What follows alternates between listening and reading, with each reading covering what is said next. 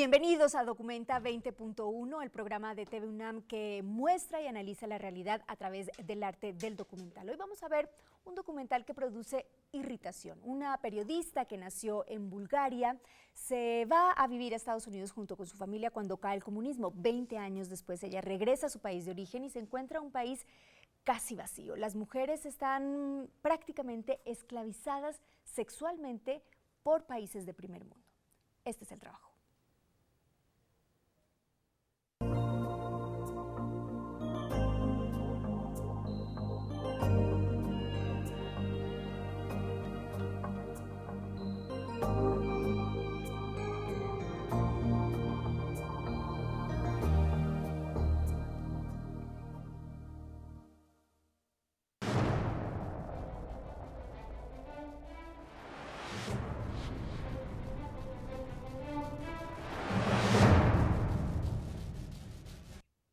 Como lo decíamos hace un momento, este documental, El precio del sexo, es un trabajo, una película que produce irritación. Para hablar sobre esta película está con nosotros y les agradecemos muchísimo a los dos que estén esta noche aquí, el doctor Luis de la Barreda. Doctor, ¿cómo está? Gracias por venir, investigador del Instituto de Investigaciones Jurídicas de la UNAM, coordinador, fundador del Programa Universitario de Derechos Humanos de la Universidad, fue el primer presidente de la Comisión de Derechos Humanos capitalino del Distrito Federal, ahora Ciudad de México, y también es miembro de la Academia Mexicana de Ciencias Penales. Gracias por estar con nosotros aquí. Es un gusto, muchísimas gracias. Y también está con nosotros el licenciado Gabriel Contreras, él es coordinador institucional de Forjando Caminos e integrante del programa de iniciación temprana a la investigación del Centro Nacional de Derechos Humanos de la CNDH. Gracias. Muchas gracias por Gabriel, por estar con nosotros aquí. Bueno, lo primero que quisiera plantearles es el nombre del documental es El precio del sexo, The Price of Sex. Yo pensaba que también podría llamarse y que podría reflejar muchísimas cosas si lo nombráramos el precio del capitalismo o el precio del comunismo. Es decir, los sistemas económicos, estos dos están totalmente involucrados en este crimen, la trata de personas. Doctor. Los lugares de los que se ha extraído, por así decirlo, a las víctimas, son lugares que carecían de un aparato productivo. Es parte de un gran fracaso económico del comunismo. Pero por lo menos estas mujeres tenían asegurada la subsistencia y ahora han ido a países en los que se les ha ofrecido un empleo y han ido engañadas. Yo diría que hay muchos factores para esto. No culparía el capitalismo porque no son mujeres, por ejemplo, que vayan de Alemania o que vayan de Finlandia o que vayan de Suecia. Son de ciertos países, los más atrasados de lo que fue el comunismo de Europa Central y de Europa del Este. Pero hay otros factores muy importantes. La corrupción de la policía, por ejemplo. Si se sabe que hay un tráfico de personas, un fenómeno global, un fenómeno masivo de trata de personas, la policía tendría que hacer una labor mucho más efectiva. Claro. Y en un país como Turquía ha habido un enorme vacío de autoridad que ha hecho que las mujeres se vean abandonadas a su suerte. Sí. Si desde el aeropuerto a la llegada de mujeres, si en las calles donde ellas ofrecen sus servicios hubiera autoridades que les dijeran, si no están aquí por propia voluntad, ¿las podemos ayudar? Creo que la trata de personas, si no se eliminaría, por lo menos se reduciría de una manera notable. Porque lo que dice el doctor Gabriel es muy cierto, es decir, hay una parte incluso dentro del documental donde la periodista, que es al mismo tiempo la directora o realizadora de esta película, habla con dos clientes que son dos policías. No hay ningún respeto por el ser humano, es como el total abandono de la mujer o del concepto de respetar a una mujer, eso no se tiene ni siquiera. De hecho, hay otra parte donde una autoridad en Grecia, me parece, explica y dice, bueno, los policías si usted les ofrece dinero a cambio de que no le pongan una multa, él seguramente no va a aceptar. Pero si usted lo involucra en un negocio como la trata de personas, como es un negocio con muchísimas ganancias, ahí es muy difícil que digan no. Sí, claro. En el caso, por ejemplo, del documental, bien mencionas, aparecen dos policías. Estos dos policías hasta practican turismo sexual, ¿no? Ellos hablan abiertamente en el documental de ello. La periodista les pregunta que a qué países o a dónde han ido. Ellos mencionan prácticamente todos los países del Mar Negro. A donde van, mencionan que el principal motivo a los cuales acceden a estos lugares es para tener relaciones sexuales con mujeres hermosas, según ellos. Hacen otras prácticas, ¿no? Dentro del mismo documental lo mencionan.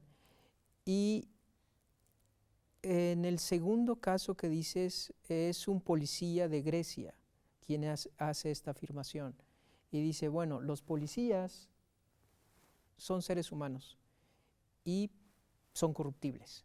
Y nosotros también necesitamos dinero, hace hasta esa mención.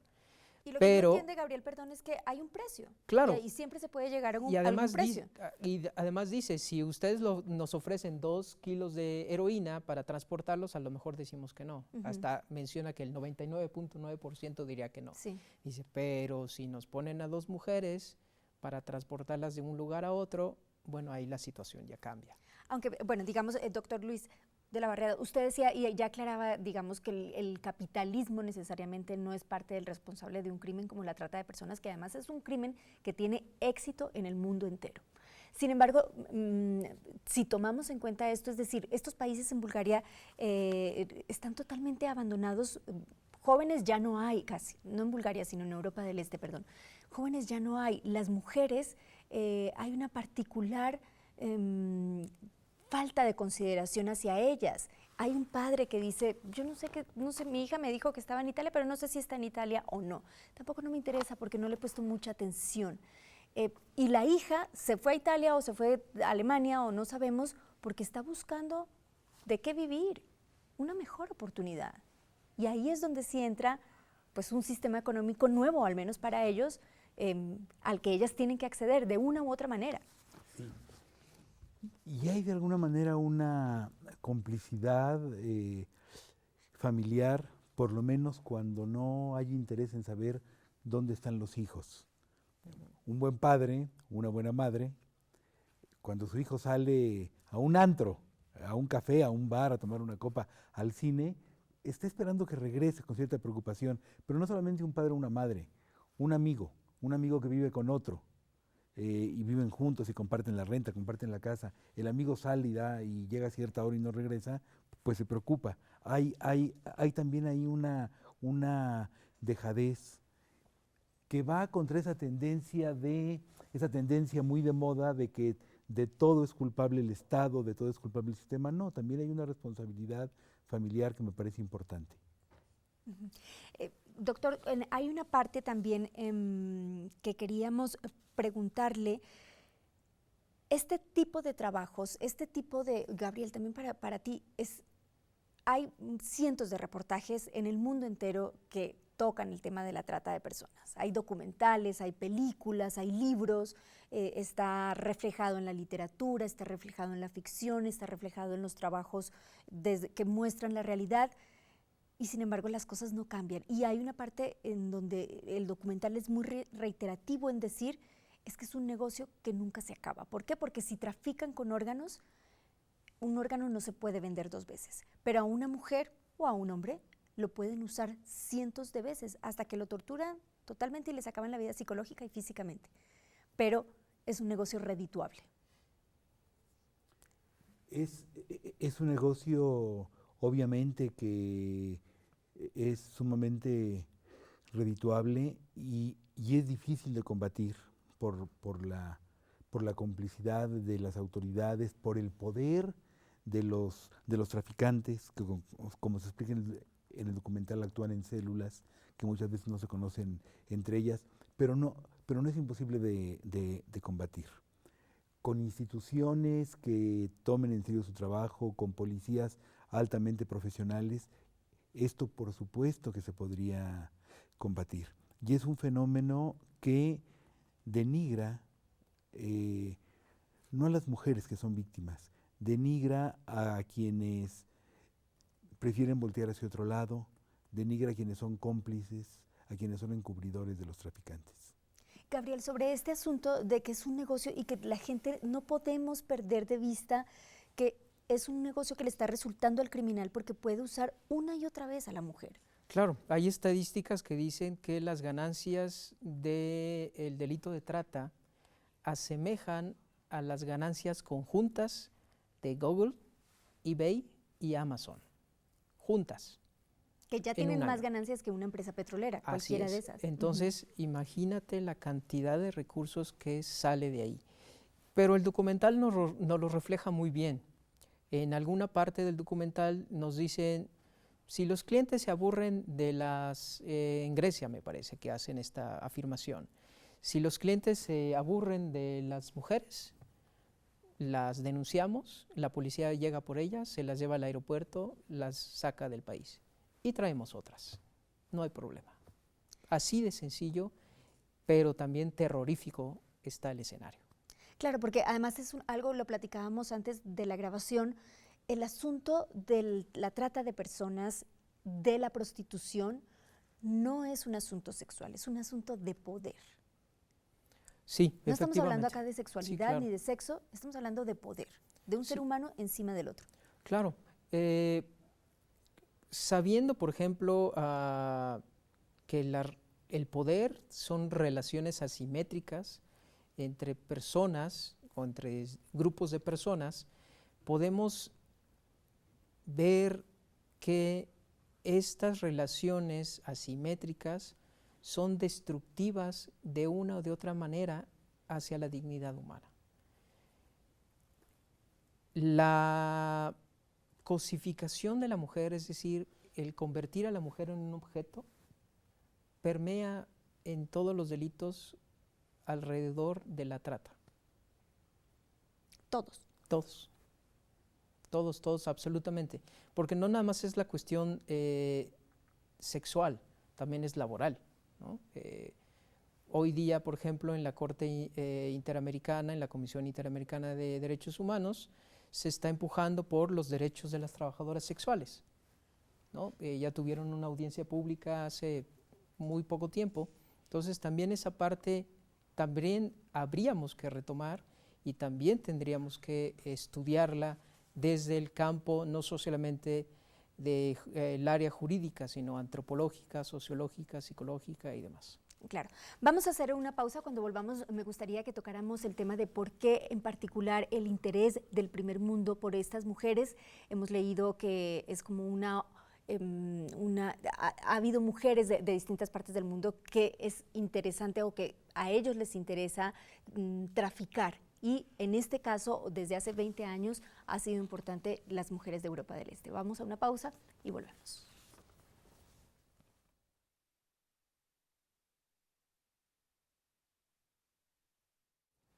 Bienvenidos nuevamente a Documenta 20.1, gracias al doctor Luis de la Barreda y al licenciado Gabriel Contreras. Antes del corte yo les comentaba, en una tesis sobre la trata de personas leímos lo siguiente, que se considera la cuarta oleada, es la palabra que utilizan en este trabajo académico, la cuarta oleada de mujeres víctimas de la trata de personas. Estamos hablando de mujeres en particular de Europa del Este y esto vino más o menos a partir cuando empieza ya el año 2000 o a finales de la década de los 90. Dicen que la primera oleada de víctimas fueron mujeres de Tailandia y Filipinas, la segunda colombianas y dominicanas, la tercera mujeres africanas nigerianas y ganesas y la cuarta es esta, Europa del Este. ¿Por qué en particular mujeres de Europa del Este?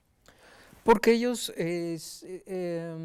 estos países de Europa del Este, a raíz de la caída del muro de Berlín del 89, empiezan a ser países independientes.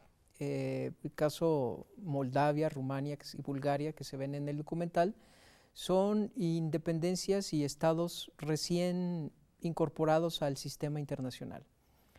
Como ya bien lo había comentado el doctor anteriormente, tenían un sistema de producción centralizado donde el gobierno hacía prácticamente todo. Proveía. ¿No? Entonces, de una o de otra manera, al ser independientes, pues cada quien se rasca por sus propias uñas y eso significa que los estados se hacen también responsables de sus ciudadanos. Llegan ya muy tarde a lo que podríamos denominar el neoliberalismo, ¿no? El defensor de derechos humanos en el documental de Arabia Saudita lo explica de una manera muy contundente. Ustedes trajeron el capitalismo aquí, ¿no? Esto es parte de las consecuencias. Esto es parte de las consecuencias, ¿no? Y además, él hace mucho énfasis de que el Estado tiene la responsabilidad de poner unas normas mínimas y que el mercado lo va a componer todo. Me llama mucho la atención la terrible hipocresía que rodea este fenómeno. En los países musulmanes es un delito grave que una mujer tenga relaciones sexuales fuera de matrimonio. Está prohibido que las tengan hombres o mujeres fuera de matrimonio, pero la pena para la mujer es bastante más severa. Y las mujeres, por convicción, por tradición cultural o por temor al castigo, en un porcentaje muy importante no tienen relaciones fuera de matrimonio, salvo clandestinamente quizá. Y la prostitución florece, una prostitución donde las prostitutas son mujeres y los clientes son hombres, también en los países musulmanes, como en Turquía. Cuando usted decía, Yuli, bueno, son países del primer mundo que se llevan estas mujeres. No, bueno, Turquía no es un país del primer mundo. Turquía es un país que no ha podido entrar a la Unión Europea por sus prácticas contrarias a los derechos humanos y es un país que no está entre los países más desarrollados de Europa. Sí. Es un país asiático en Europa, geográficamente en Europa, pero es un país árabe. Sí. Entonces, me llama la atención esta terrible hipocresía que se da en estas sociedades, en las que lo primero es el culto religioso en el discurso, pero que sin embargo las debilidades humanas hacen que ese culto en cierto momento pase a segundo término. Porque yo creo que sin duda es un fenómeno de poder, que sin duda es un fenómeno comercial, pero también es un fenómeno sexual. Finalmente lo que compran los clientes son favores sexuales. ¿Y qué es lo que está favoreciendo, digamos, a esta mentalidad o qué ambientes favorecen que este comercio sexual pueda ser tan exitoso? ¿Qué es, doctor? Es decir, alguna vez en ese mismo espacio platicamos sobre los abusos de los curas a los niños. Y los ambientes que favorecían este abuso o estas violaciones era que los niños tenían familias disfuncionales, si se le puede llamar, o fragmentadas, condiciones de vida muy difíciles que hacían que su autoestima bajara y que les hiciera más difícil defenderse ante un abusador, que era un sacerdote en este caso.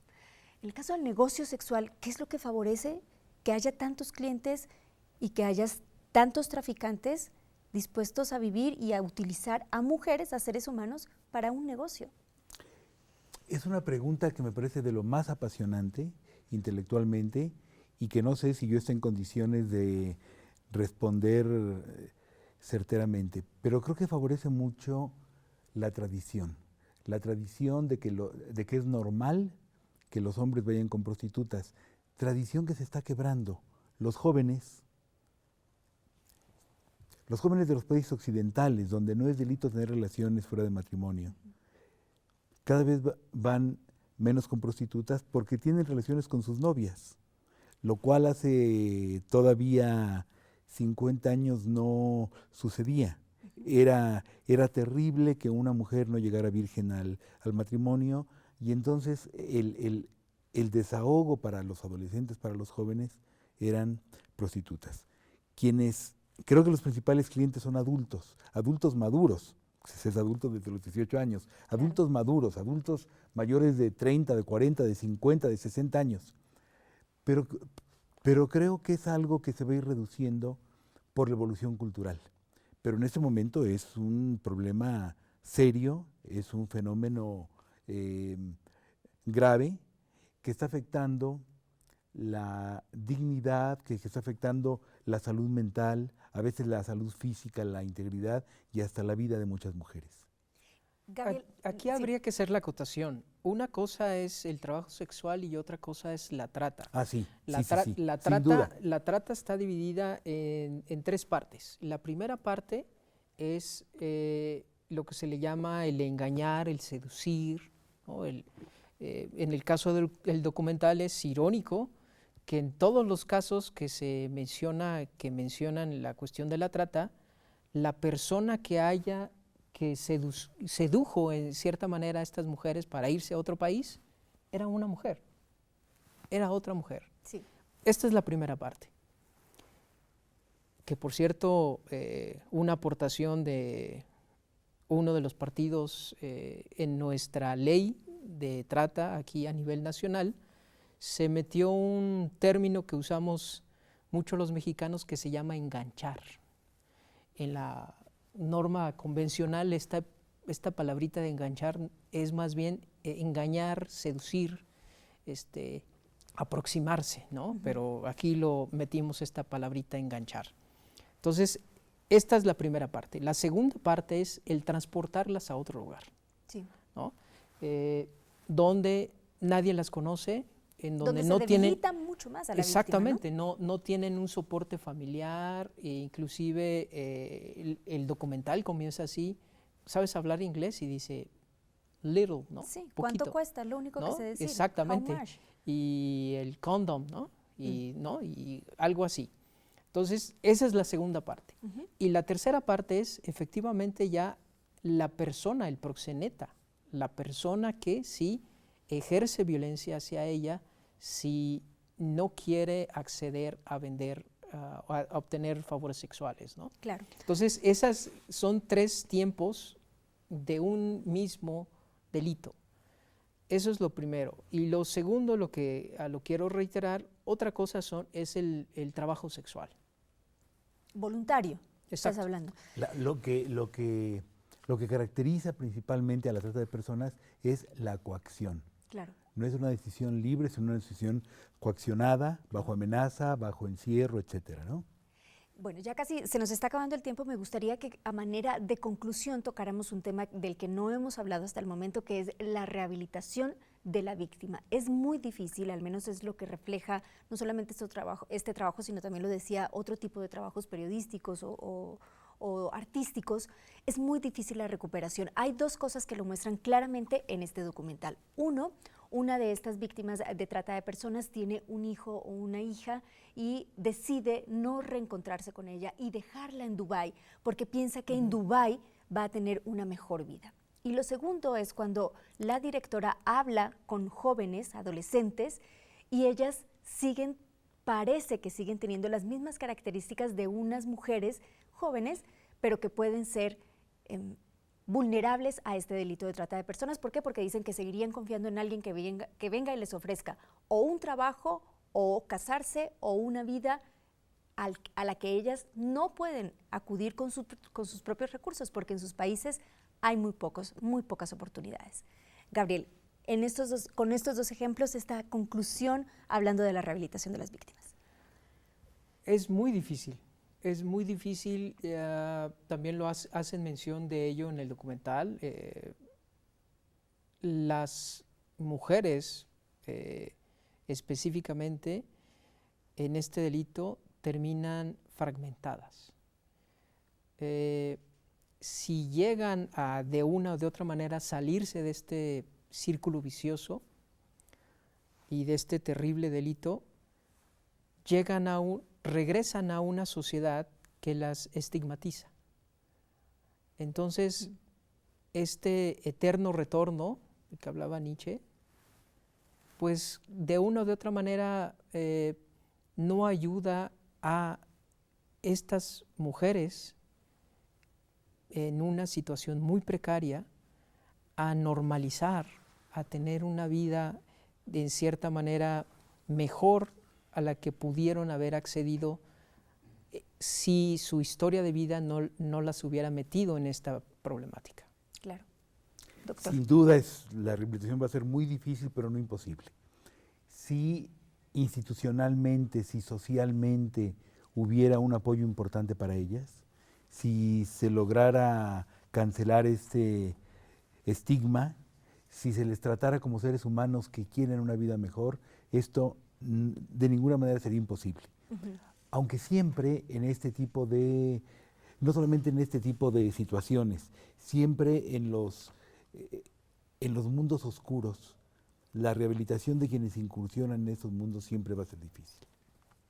Bueno, pues sin duda es un tema doloroso, es un tema difícil, es un tema además extenso porque abarca, este documental era en particular con las mujeres de Europa del Este, pero abarca, y lo sabemos muy bien, aquí en México y en Latinoamérica, todo el mundo. De todo el mundo salen víctimas, en todo el mundo se trafica con personas, a veces con hombres en menor medida, pero también existen los casos y les agradecemos muchísimo, doctor Luis de la Barrera, que hubiera estado este día con nosotros, y licenciado Gabriel Contreras, muchísimas gracias para platicar. A ustedes, muchísimas gracias por acompañarnos este día en Documenta 20.1. No se olviden de estar pendientes de nuestras redes sociales. Este trabajo, este programa de hoy se queda en internet. Muchísimas gracias por acompañarnos. Buenas noches.